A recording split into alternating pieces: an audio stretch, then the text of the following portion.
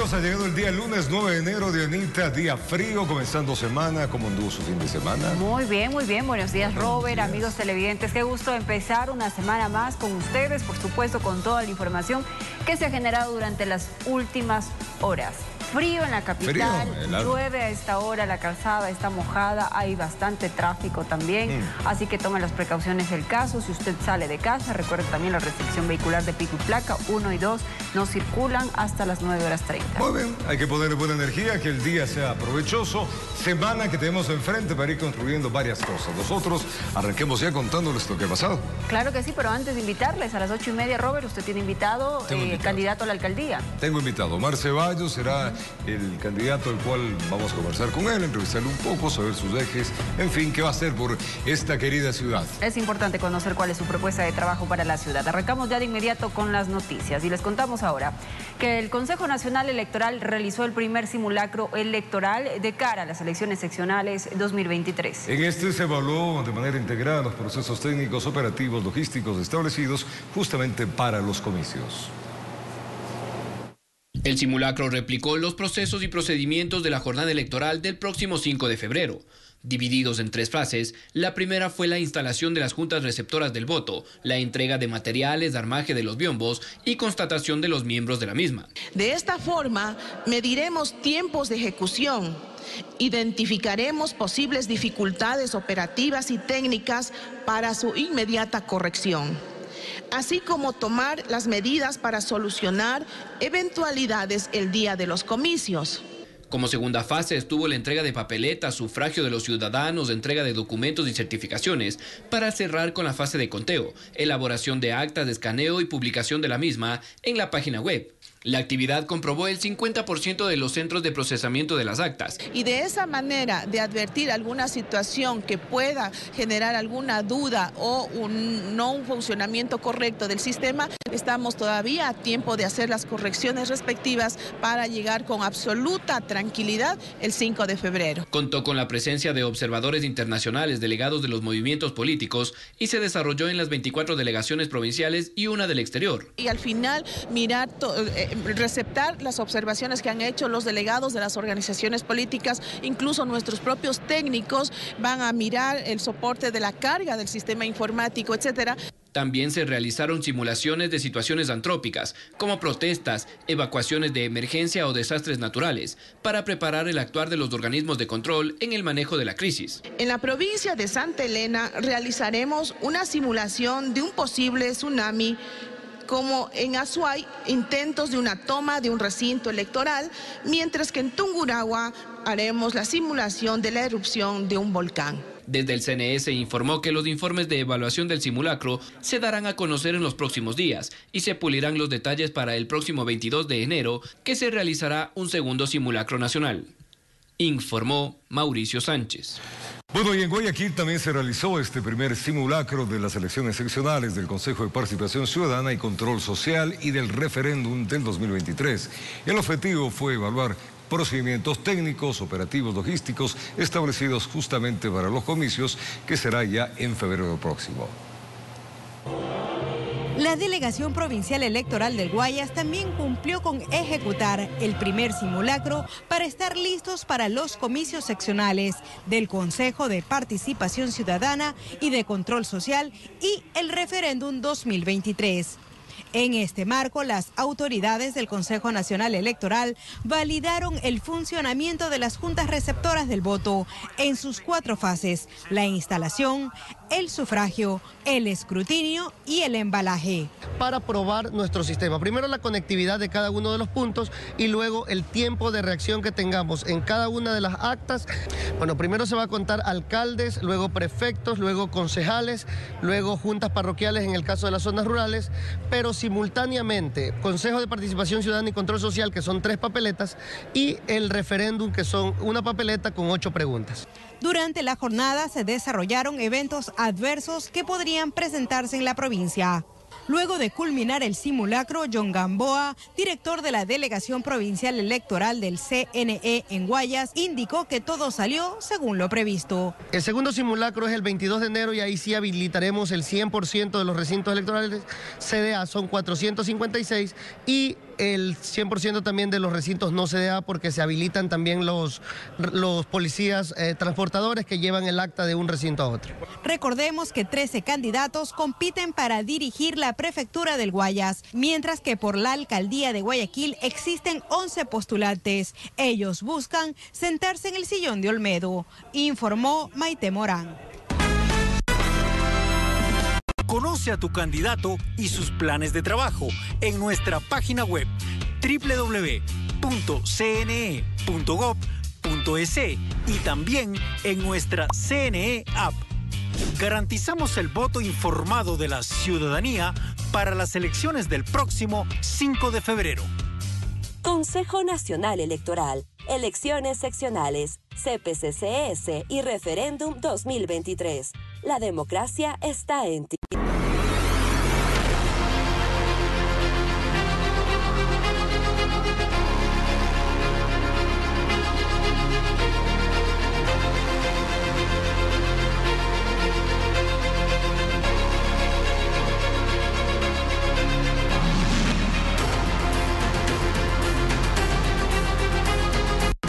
Los 12 candidatos a la prefectura de Pichincha participaron del debate organizado por el Consejo Nacional Electoral. Fueron 4 ejes los abordados: seguridad, movilidad, medio ambiente y administración. Seguridad fue el primer eje a abordar por los 12 candidatos a prefectos de Pichincha. La primera pregunta se enfocó en la erradicación de la violencia a la mujer. Las iniciativas propuestas son varias.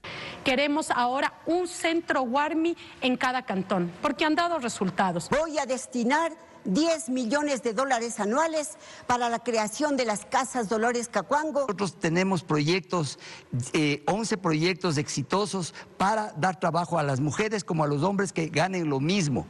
Implementar la tecnología en la seguridad ciudadana es algo en lo que coinciden la mayoría de los candidatos. Y haremos cámaras de videovigilancia, articulado un centro de monitoreo y de respuesta inmediata. Pondremos un centro de apoyo a las víctimas de la delincuencia en todos los cantones de la provincia.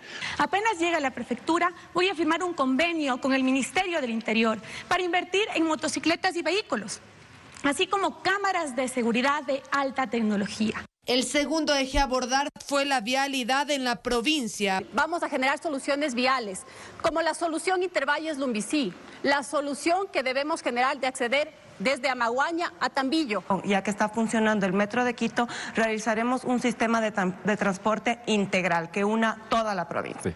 Nosotros reconstruiremos toda la red vial de Pichincha. Son prácticamente 9.000 kilómetros, de los cuales solo el 10% está en buen estado. El tercer punto del debate fue el medio ambiente. La mayoría de candidatos asegura que en sus planes está la protección del Chocó andino. Tendré cero tolerancia con la minería metálica en el Chocó andino de nuestro occidente de Pichincha. Con proyectos integrales donde no se toque el Chocó andino para nada, pero para eso hay que crear proyectos ecoturísticos alrededor del Chocó andino. Seremos implacables en la contaminación del agua por otras empresas. Por lo tanto, nosotros estaremos pendientes de cuál es la contaminación que se está generando y en qué vertientes se están generando para las sanciones respectivas. Lo expuesto en esta nota es un resumen. Si usted desea conocer a profundidad las propuestas de los candidatos, acceda al portal web Conoce a tu candidato, proporcionado por el Consejo Nacional Electoral. Informó Valeria Navarro. Y los roces políticos no faltaron en el debate. 3 candidatos a prefectos de Pichincha fueron constantemente cuestionados por sus contrincantes. Veamos. Las pugnas políticas no faltaron en el debate de los 12 candidatos a la prefectura de Pichincha. Tanto Paola Pavón del correísmo como Guillermo Churuchumbi de Pachacutic fueron cuestionados por el paro nacional. Guillermo, usted apoyó los paros que destruyeron a la ciudad de Quito y destruyeron también florícolas en Cayambe. Vulneraron el derecho al trabajo y la libre movilidad de la gente. ¿Cómo garantizará el legítimo derecho de la protesta sin que afecte la propiedad? Totalmente mentira. Que me demuestre dónde he estado haciendo paro. Que me demuestre. Yo soy un hombre de paz. Cuando yo llegue a la prefectura de Pichincha, trabajaré por la unidad de todos los pichinchanos. La mayoría de candidatos aseguran que eliminarán el impuesto al rodaje que entró en vigencia con la actual administración. 8.000 kilómetros en Pichincha. Aproximadamente una vía cuesta $6 millones. Si vas a suprimir la tasa, ¿cómo lo vas a hacer? Y no nos digas que con lo de los murales, porque con eso no alcanza. Comenzaron esta ronda de preguntas hablando de la autopista General Rumiñahui. De los $12 millones que se recauda por concepto de peaje en esa vía, $4 millones se pagan en concepto de arrendamiento al sistema de automatización de cobro. $4 millones. $500.000 de tu mural. Más de $1 millón en contratos de comunicación con Pichincha Comunicaciones para tus panas. Ahí estamos, ahí ya alcanzamos esos $6 millones, Paola. Ahí está. Así que cuando se administra bien, con las manos transparentes y sin grisete, la plata se alcanza. En el eje de seguridad, Paola Pavón cuestionó al candidato del gobierno, Eduardo del Pozo, por la inseguridad que vive el país. Esto encontré en tu plan de seguridad. Nada, en tu plan que presentaste al CNE. Lazo y el modelo que tú representas redujo en Pichincha el 17% de policías en esta provincia. ¿Qué vas a hacer? ¿Vas a contradecir a tu presidente? Los ataques políticos se concentraron en los candidatos del correísmo, del gobierno y de Pachacutic, informó Valeria Navarro. Y convencer a los votantes es el objetivo de los candidatos para las elecciones seccionales 2023 que tendrán lugar el próximo 5 de febrero. Caravanas, móviles, recorridos puerta a puerta y tarimas son los escenarios preferidos por los postulantes para darse a conocer. Veamos quiénes avivaron sus campañas en los últimos días. Aquiles Álvarez, candidato a la alcaldía de Guayaquil por Revolución Ciudadana, y la postulante a la prefectura del Guayas, Marcela Aguiñaga, recorrieron el sur del puerto principal. Simpatizantes y militantes de la lista 5 acompañaron a los postulantes que proponen un cambio de rumbo en la administración de la ciudad y la provincia. El líder de Centro Democrático y candidato a la alcaldía de Guayaquil, Jimmy Jairala, participó de una jornada política en los cantones Durán y Milagro. Estuvo acompañado por los postulantes alcaldes de ambos cantones, José Solís y Francisco Ceballos, respectivamente. Andrés Gushmer, aspirante a la prefectura del Guayas por el movimiento Renovación Total, hizo su paso por el sur del puerto principal. Allí habló de crear una escuela de formación policial provincial, esto como parte de su plan Guayas 365. Fertiza, Fragata, Viernes Santo y Santiaguito de Roldós en el Guasmo Oeste fueron escenarios de la caravana que lideró la candidata a la reelección a la alcaldía de Guayaquil, Cintia Viteri. Como parte de sus propuestas de campaña, prometió construir en el sur un centro de desintoxicación de drogas en su próximo periodo de ganar las elecciones. Asimismo, la actual burgomaestra estuvo en un conversatorio con más de 300 mujeres del Frente Femenino de Fertiza. Y sostuvimos esta ciudad durante 3 años y sobre todo atendiendo a los más pobres. Casa por casa repartimos comida, casa por casa, hace 3 años lo estamos haciendo. Ahora, quienes desean llegar a ser alcaldes y prefectos en este 2023 iniciarán su segunda semana de campaña política, informó Maite Morán. Y el candidato a la prefectura del Guayas por la Izquierda Democrática, Richard Intriego, propone el fortalecimiento del agro y la eliminación, intermediación y especulación que afecta a los pequeños productores. Por otro lado, el candidato de Pachacutic, Jorge Triviño, plantea incentivos para los emprendedores. Doctor en agroecología, presidente del Movimiento Nacional Campesino y la Federación de Centros Agrícolas y Organizaciones del Litoral. En 2008 fue candidato a la Asamblea Constituyente y esta vez busca la prefectura del Guayas con la Izquierda Democrática. Por sus venas, dice, fluye la agricultura sostenible. Le va a permitir insertar una nueva política de organización popular para que se beneficien los agricultores en Guayas. de la ciudad y del campo, del barrio y de la comuna, del barrio y del recinto, para poder enfrentar todas las crisis que están por venir, como hemos levantado grandes brigadas nacionales para enfrentar como la crisis del COVID, al meter cientos de camiones de alimentos a las ciudades, como hemos enfrentado las últimas paralizaciones cuando tampoco pasaba alimento. El control de precios está circunscrito al Ministerio de Agricultura y también la Intendencia de Policía.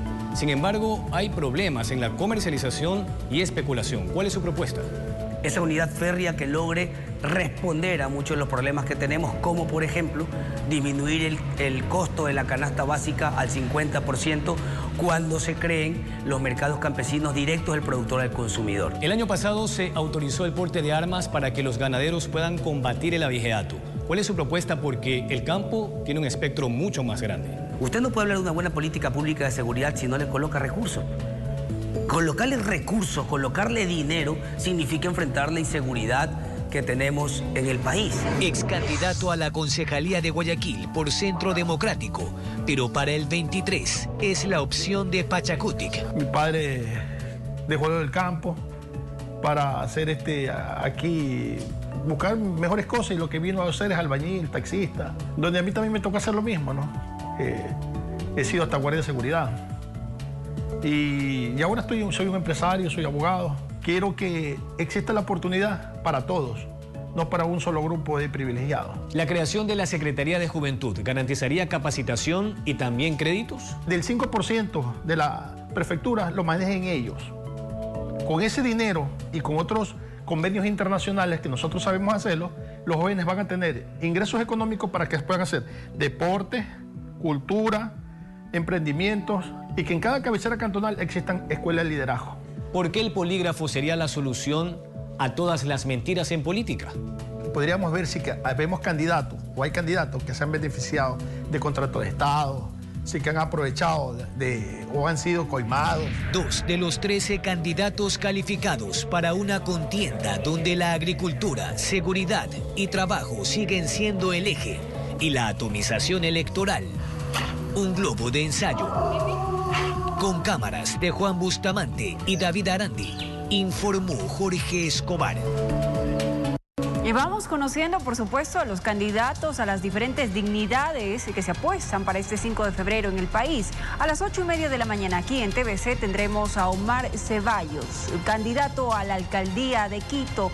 Roberto Álvarez le hará las preguntas respectivas para conocer, por supuesto, y que usted en casa pueda analizar cuáles son las propuestas del candidato a la alcaldía y pueda acudir con conocimiento a las urnas. Los esperamos 8:30 de la mañana. Vamos a una pausa.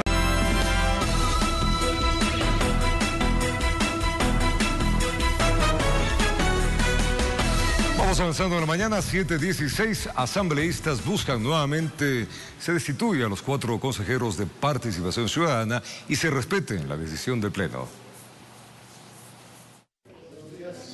Hasta este lunes se espera conocer la resolución del pedido de aclaración que han presentado algunos asambleístas contra la decisión del juez de la Concordia, Ángel Lindao, que tras una acción de protección permitió que Hernán Ulloa, María Fernanda Rivadeneira Ibede Estupiñán y Francisco Bravo vuelvan a sus cargos en el Consejo de Participación Ciudadana. En este momento hemos interpuesto un recurso horizontal de aclaración a la sentencia que entiendo será despachado entre viernes y lunes. E inmediatamente interpondremos el recurso de apelación para que suba a la Corte Provincial de Santo Domingo de los Áchiras, que debe devolverle institucionalidad al país. Para algunos asambleístas la situación es insostenible, más aún cuando el Consejo de Participación devolviera por 4ª vez la terna a la Corte Nacional de Justicia para la designación del presidente de la Judicatura. ¿A quién le interesa que el actual presidente encargado de la Judicatura se mantenga indefinidamente en la Judicatura? Al gobierno.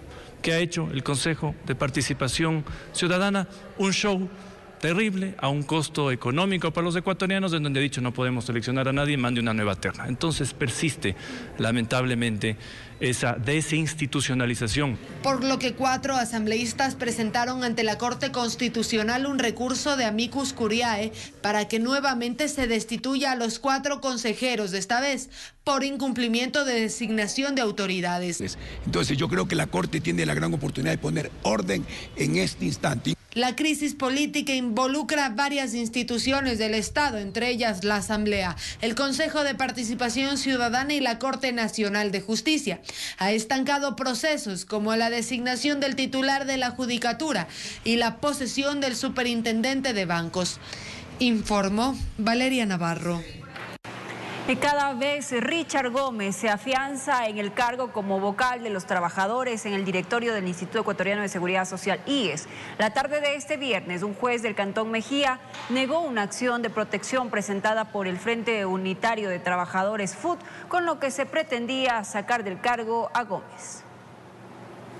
Al parecer, por el momento la suerte le sigue sonriendo a Richard Gómez, una vez que el juez del Cantón Mejiano dio paso a la acción de protección presentada por el Frente Unitario de Trabajadores FUT, mediante la cual se pretendía se califique la candidatura de Ramiro García, y así Gómez, quien tomó posesión del cargo este jueves como vocal de los trabajadores ante el directorio del Instituto Ecuatoriano de Seguridad Social IES, no continúe en funciones. El FUT ha apelado la decisión que tomó el IES de entregarle o de hacerle firmar la acción de personal.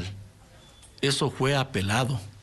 Y segundo, también hemos planteado una apelación que ya fue emitida a trámite sobre el pronunciamiento de la Superintendencia de Bancos, sobre la calificación del señor Gómez. Entonces, no únicamente va a depender de lo que diga el juez. A esto siguen las críticas como Gómez asumió el cargo. El señor Richard Gómez dice el día de ayer públicamente que el día viernes de la semana anterior le han entregado la acción de personal, que ha firmado la acción de personal. En el Instituto Ecuatoriano de Seguridad Social, quienes van o son parte del Consejo Directivo del IES, no se les entrega acciones de personal, porque no son trabajadores directos del Instituto Ecuatoriano de Seguridad Social. Una segunda ilegalidad. Reacción del Frente Popular, que además pretende trasladar su malestar a las calles. Nos hemos convocado para el 14 de enero a una convención nacional para defender el IES y para definir las fechas de las acciones de movilización, que vamos a emprender todas las acciones jurídicas y las acciones políticas para evitar que Richard Gómez, un personaje dudoso, un personaje que tiene detrás de sí un historial muy difícil, muy complicado, actúe en el IES. También depositan sus esperanzas en que salga a su favor la denuncia presentada en la Fiscalía contra Gómez por supuesta usurpación y simulación de funciones públicas. Informó Héctor Romero. Las reformas a la Ley de Seguridad aprobada por la Asamblea Nacional la semana pasada incrementan las penas de hasta 10 años de cárcel y con $36.000 de multa a quienes cometan delito de extorsión. Esto, las llamadas vacunas. El año pasado fueron más de 5.000 las denuncias reportadas por extorsiones en locales comerciales, viviendas, a gremios de taxistas, entre otros.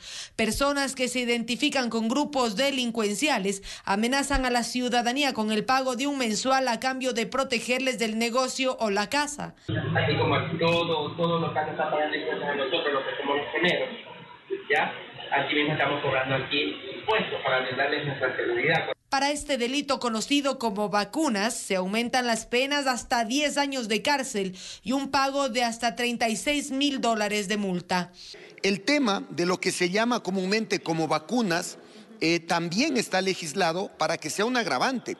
Hoy día, actividades como esa van a tener una pena para que el sistema de justicia pueda actuar contra aquellos delincuentes que están utilizando este mecanismo y que impide que los negocios de los ecuatorianos puedan fluir. La semana pasada la Asamblea Nacional aprobó reformas en materia de seguridad y una de ellas es el artículo 185 del Código Orgánico Integral Penal. Si bien la extorsión ya se contemplaba hasta con 5 años de cárcel, ahora esto se amplía, no solo en la pena, sino en la manera en cómo se produce este delito. Es decir, se está incrementando la posibilidad de que, digamos, se puedan abarcar más hechos dentro de ese delito de extorsión. Consecuentemente, además, se está proponiendo un incremento de penas para esos casos en particular. La ley aprobada por la Asamblea incluye, por ejemplo, que la extorsión puede darse no solo físicamente, sino también por medios electrónicos, por panfletos, hojas volantes, como ha ocurrido en provincias como Esmeraldas, Los Ríos, El Oro, Guayas e incluso Pichincha. Estamos cansados, estamos asustados, porque a cada rato nos llaman a pedirnos dinero a cambio de no hacernos daño. La ley tipifica el delito de las mal llamadas vacunas al añadir lo siguiente, que la extorsión puede ser condenada hasta 10 años de cárcel y con $36,000 si esta es periódica, repetitiva, amenaza de muerte, lesión o secuestro, o si la acción responde a la delincuencia organizada. El presidente de la República, Guillermo Lasso, tiene 30 días para allanarse u observar las reformas en materia de seguridad. Informó Valeria Navarro.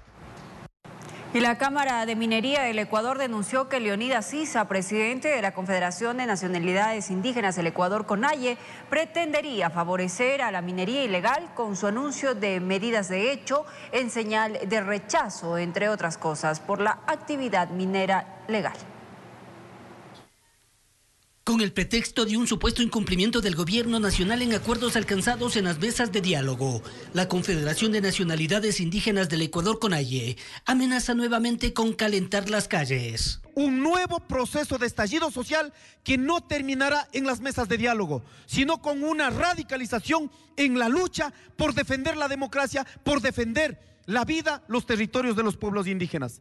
Desde la óptica del analista político Mauricio Alarcón, este es el resultado de un diálogo que se desarrolló de forma hermética, quizás por presión de la dirigencia indígena. Están hoy agarrando cualquier pretexto para intimidar y a través de la intimidación lograr algún resultado respecto a un proceso que desde el inicio dijimos tenía problemas.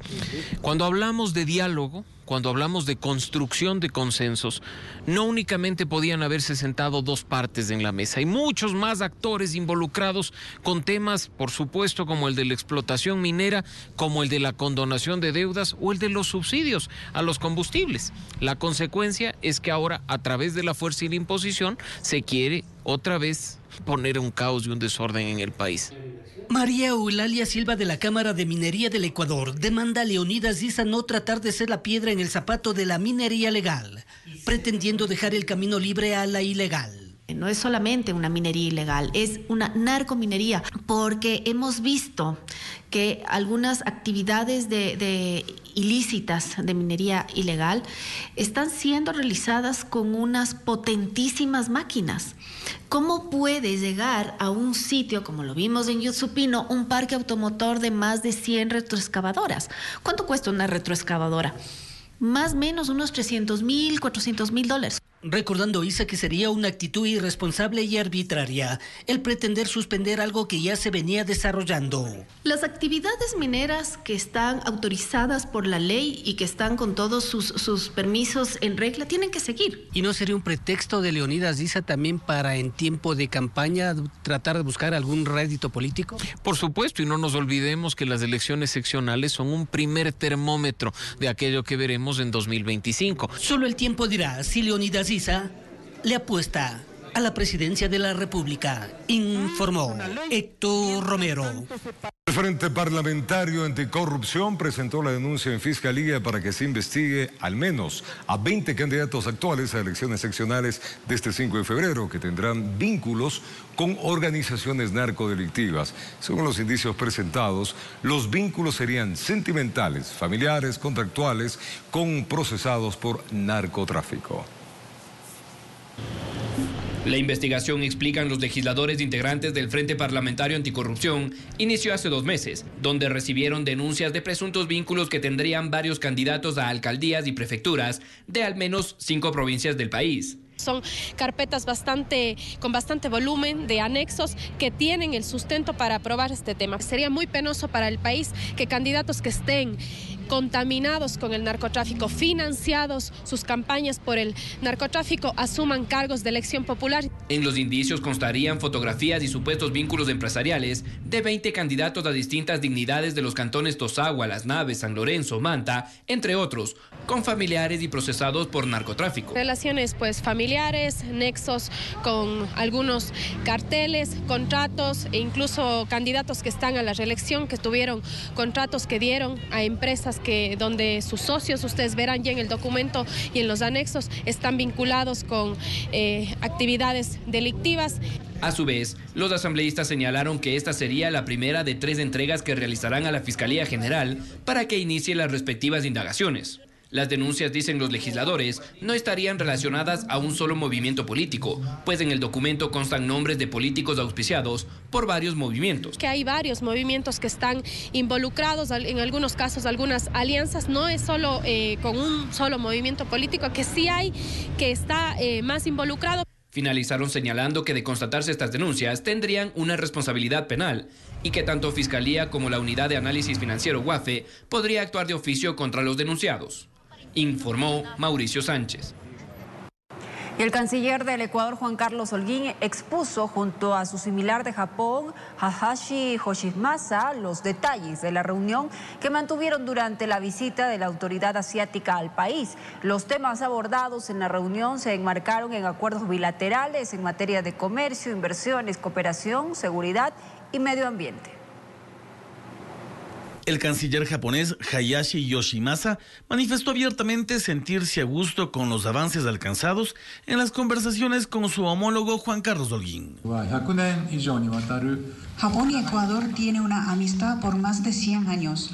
Son socios importantes que comparten los valores fundamentales como la libertad, la democracia, los derechos humanos y el Estado de Derecho. En base a esto, sostuve una conversación franca y fructífera con el presidente Lasso y el canciller Holguín sobre las relaciones bilaterales y la cooperación en diversos temas de la comunidad internacional. En la rueda de prensa conjunta brindada desde la sede diplomática ecuatoriana, se expusieron los detalles de las conversaciones mantenidas por varias horas entre las dos autoridades. Ecuador anuncia el día de hoy que apoyará la iniciativa de Japón sobre el Indo-Pacífico libre y abierto, pues coincidimos en la necesidad de unir esfuerzos para promover la paz, la estabilidad y la prosperidad en toda la región. Una de las propuestas a desarrollarse, añadió la autoridad, es buscar los mecanismos para alcanzar un acuerdo de asociación económico, mismo que podría incluir un capítulo de protección de inversiones. Dadas las condiciones de estabilidad del Ecuador, Japón nos ha comunicado que varias empresas japonesas se encuentran expandiendo sus inversiones en nuestro país. Y por ello hemos comunicado a Japón nuestra firme intención de iniciar una negociación de un acuerdo comercial. Y agradecemos también a Japón por su apoyo al interés del Ecuador de ingresar al CPTPP, el Tratado Integral y Progresista de Asociación Transpacífico. En general, las relaciones bilaterales Japón-Ecuador, dijeron, se perciben positivas, al punto que permitirá trabajar a los dos países de manera conjunta como miembros del Consejo de Seguridad de las Naciones Unidas en el año 2023-2024. Informó Javier Rosero.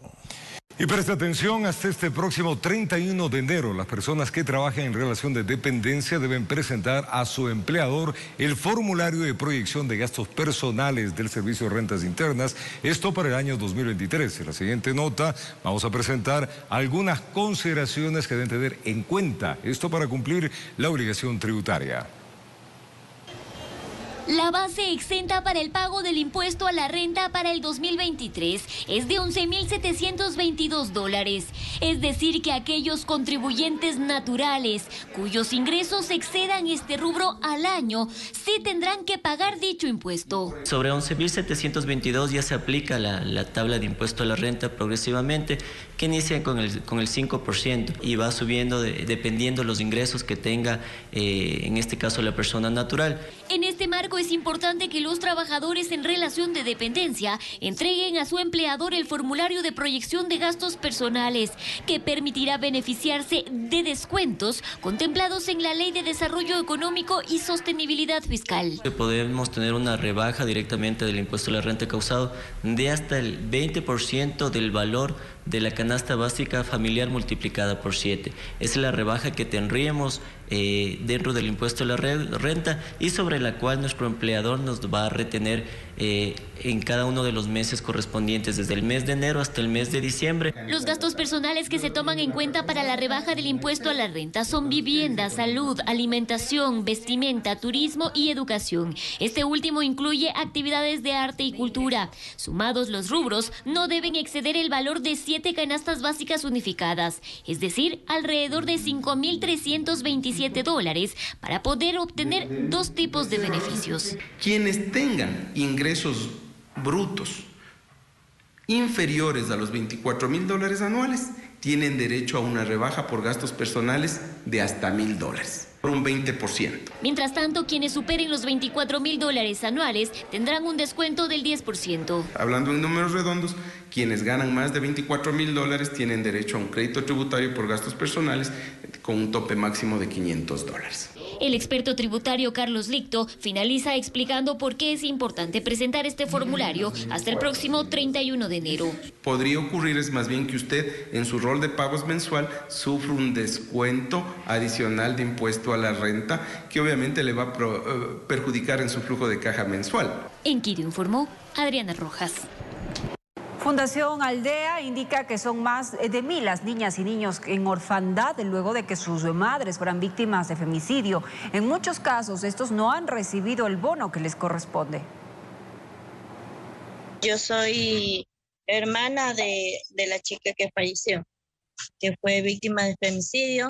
Ella se llamaba Germania Yajaira Quiroz Sánchez, tenía 23, dejó 2 niñas de 7 y de 4 años. Ya han pasado 3 años con meses, ya van para 4 años y en realidad hasta ahorita no hemos recibido lo que es el bono, ninguna de esas ayudas. Como Cindy de la provincia de Santa Elena, en el país existen cientos de abuelas y hermanas que se hicieron cargo de las hijas e hijos de mujeres que fueron asesinadas. El presidente el 8 de marzo anunció y se ha comprometido desde entonces a que se va a entregar el bono de femicidios a todos los hijos e hijas que han quedado en orfandad por efectos de la violencia femicida. Como sociedad civil tenemos registrados más de 1.000 niños desde el 2014 que han quedado en orfandad. Al momento de concretar ese discurso en medios de comunicación, resulta que la entidad competente, que es del MIES, tiene una serie de trabas reales, internas, administrativas para la entrega del bono. Las familias de las víctimas de femicidios han acogido a las niñas y niños que han quedado en la orfandad, pero esto implica un impacto económico muy fuerte. Gano menos del vaso. No se ha recibido el bono. Para que yo no la pido para mí, yo la pido para los niños. Muchas de estas familias no tienen los recursos para salir adelante. La Fundación Aldea pide al Ministerio de Inclusión Económica y Social facilitar los trámites a quienes se han hecho cargo de los menores, que además de soportar un trauma doloroso, afrontan múltiples trabas burocráticas. Incluso se dan el lujo, y lo digo así, se dan el lujo infame de negar el bono a abuelas que reciben el bono de la pobreza, como si un derecho estuviera por sobre otro. Es al revés. Si una abuela que recibe el bono de la pobreza se tiene que quedar con 5 nietos a causa de la violencia femicida, los funcionarios y funcionarias del MIES deberían tener prioridad y acelerar el proceso para que esa abuela reciba y no decirle no podemos darle, no vuelva más. El caso de Natalia Soto de Cayambe es aún más complicado. La muerte de su hija ha tardado 9 meses en investigarse como presunto femicidio. Ella es abuela de una menor de 3 años que ha quedado en la orfandad. Yo como abuelita estoy cubriendo todas las necesidades que mi nieta necesita, porque las abuelitas como nos quedamos, sí, se quedó. A veces no alcanza el dinero y nos toca estirar. Y es tan duro, tal vez a un niño decirle no hay o no tengo, porque es una impotencia no saber el día de mañana qué vamos a hacer. Y no es lo único. Las hermanas y abuelas también solicitan al gobierno asistencia psicológica para las niñas y niños en orfandad, un sistema de protección ya que muchas son amenazadas y además crear programas de emprendimiento para poder salir adelante. Informó Valeria Navarro. La Alianza Nacional por la Salud realizó un plantón, esto en los exteriores del edificio Zarzuela, perteneciente al IES, para exigir a los directivos una reunión para exponer sus necesidades, medicamentos para enfermedades raras, catastróficas y graves. Fueron varios representantes de las 33 organizaciones que agrupan la Alianza Nacional por la Salud quienes realizaron un plantón en los exteriores del edificio Zarzuela del IES. Pese a sus padecimientos, con carteles y consignas, solicitaban reunirse con las autoridades para solucionar sus problemas de entrega de medicamentos, que según comentaron, persisten algún tiempo. No nos están dando el tratamiento de manera continua. Nos hacen compras ínfimas para un mes y el resto del año nos toca comprar a nosotros. Por ejemplo, este medicamento cuesta $552 que me dura 15 días. Este es el regalo que necesitamos para nosotros seguir sobreviviendo. Este apenas cuesta $1,900. El representante de la Fundación Jóvenes contra el Cáncer, Gustavo Dávila, enfatizó que se han realizado varias peticiones al Ejecutivo y al IES para tener una reunión sin tener una respuesta al momento. Persisten los problemas. ¿Por qué? Porque las acciones de protección ganadas para todos los pacientes con enfermedades raras, huérfanos, catastróficas, no se cumple. El IES no cumple. Algo a cumplir el Ministerio de Salud. Solo en el año 2022, de acuerdo a cifras registradas por la Fundación PIDE, 6 personas con inmunodeficiencias primarias fallecieron por no contar con la medicación necesaria. Y uno de los principales problemas es la falta de especialistas que requieren las enfermedades raras, como la inmunodeficiencia primaria, en este caso inmunólogos, y como los otros compañeros también, no pueden descargar de medicamento y tampoco pueden solicitar medicamento. Mientras tanto, el presidente de la República visitó el 5 de enero de forma sorpresiva el Hospital General Monte Sinaí en Guayaquil para constatar cómo se realiza la atención y si la Casa de Salud cuenta con los insumos necesarios. Me voy a dedicar a recorrer todos los hospitales y todos los centros de salud, pero no les voy a decir el día que voy a ir. Y en primer lugar voy a comenzar a conversar con los usuarios, recorrer el hospital. Miembros de la Alianza Nacional por la Salud aseguraron que no dejarán de alzar su voz hasta que su petición sea escuchada y tenga una solución eficaz. Informó Sofía Vintimilla.